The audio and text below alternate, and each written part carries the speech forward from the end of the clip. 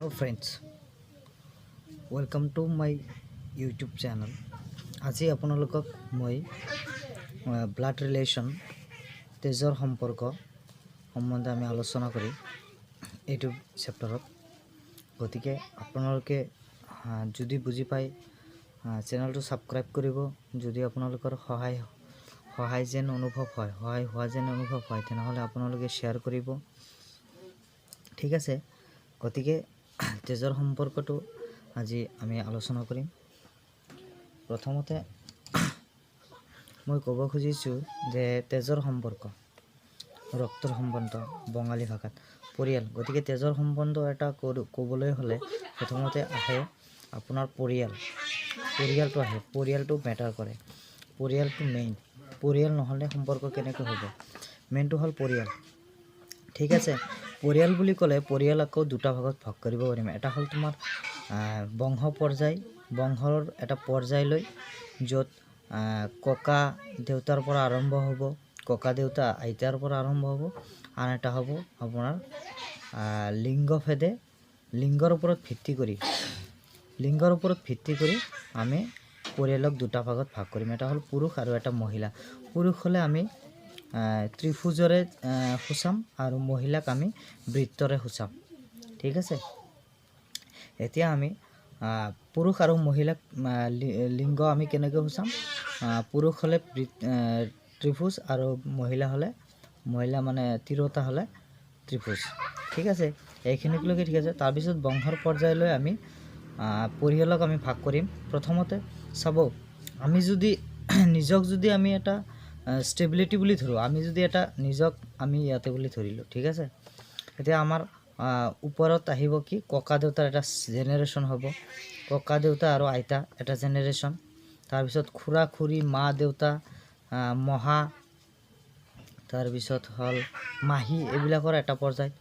এই এটা দেউতাৰ পৰ্যায়তে আহিব। মাদাৰ ছাইড আৰু ফাদাৰ ছাইড দুটা ছাইড ইয়াতে আহিব। তাৰপিছত ল'ৰা ছোৱালী আমি বুলি ধৰিলোঁ। তাৰপিছত আমাৰ তলত আছে আমাৰ দেউতাহঁতৰ নাতি ল'ৰা নাতিনী, আমাৰ দেউতাহঁতৰ বা মাহঁতৰ। ঠিক আছে, নাতি ল'ৰা নাতিনী।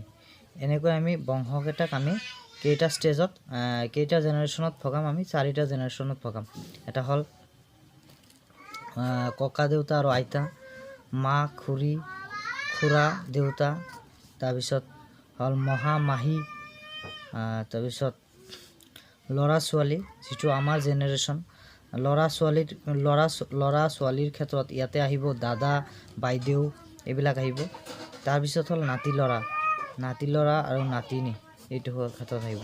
গতিকে এই ক্ষেত্ৰত আমি পুৰুষ হ'লে কি ত্ৰিভুজ আৰু মহিলা হ'লে আমি বৃত্তৰে সূচাম। ঠিক আছে, এতিয়া প্ৰথমটো প্ৰশ্ন এনেকুৱা ধৰণৰ যে এ হৈছে বীৰ দেউতা, এৰ দেউতা বি। গতিকে দেউতা মানে কি? পুৰুষ। এটো এক নিৰ্বাচন কৰা নাই, এ হ'ল এ।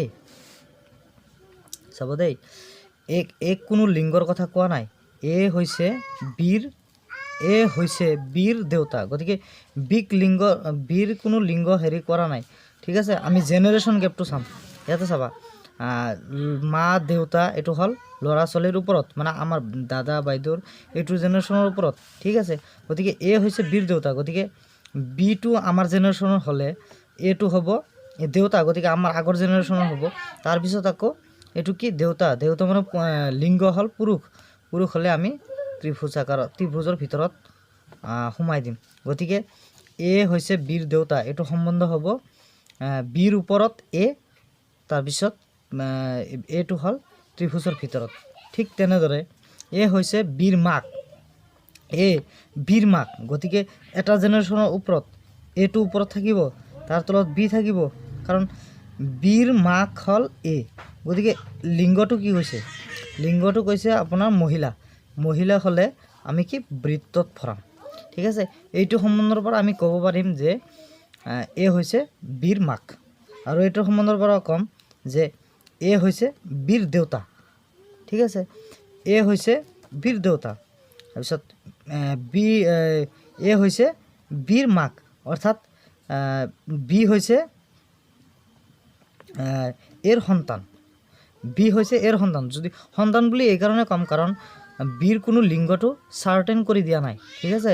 ঠিক তেনেদৰে এ হৈছে বিৰ ল'ৰা, এ বিৰ ল'ৰা, বিটো যদি আমি জেনেৰেশ্যন এটা ধৰোঁ, বি জেনেৰেশ্যন এটা ধৰিলোঁ, ইয়াৰ বিৰ ল'ৰা অৰ্থাৎ তাৰ তলৰ জেনেৰেশ্যন অৰ্থাৎ এ ল'ৰাটো কি, ল'ৰা মানে লিংগটো চাৰ্টেন কৰি দিছে অৰ্থাৎ পুৰুষ হ'লে আমি কি হেৰি আপোনাৰ ত্ৰিভুজৰ ভিতৰত সোমাম, ঠিক আছে। এতিয়া আমি ক'ব পাৰিম যে এ হৈছে বিৰ ল'ৰা, বা ক'ব পাৰিম যে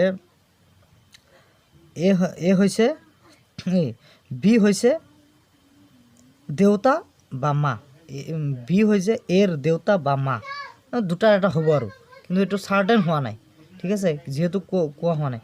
ঠিক তেনেদৰে এইটো ৰিলেশ্যনটো এনেকৈ হ'ব, ঠিক আছে। ঠিক তেনেদৰে এ আৰু বি দুয়ো ভাই, এ আৰু বি এটা জেনেৰেশ্যন, ভাই ভনী। মই আগতে কৈছিলোঁ যে ল'ৰা ছোৱালী যদি এটা জেনেৰেশ্যন হয়, ভাই ভনী দাদা বাইদেউ এইবিলাক হ'ল এটা জেনেৰেশ্যনত পৰিব। ঠিক তেনেদৰে এতিয়া তুমি চা এ আৰু বি দুই ভাই, গতিকে এ আৰু বি ভাই হ'বলৈ হ'লে, ঠিক আছে, এ বি এটা জেনেৰেশ্যন থাকিব, দুয়ো ভাই এটা আনটোৰ ভাই, গতিকে দুটাক আমি ত্ৰিভুজৰ ভিতৰত সোমাম।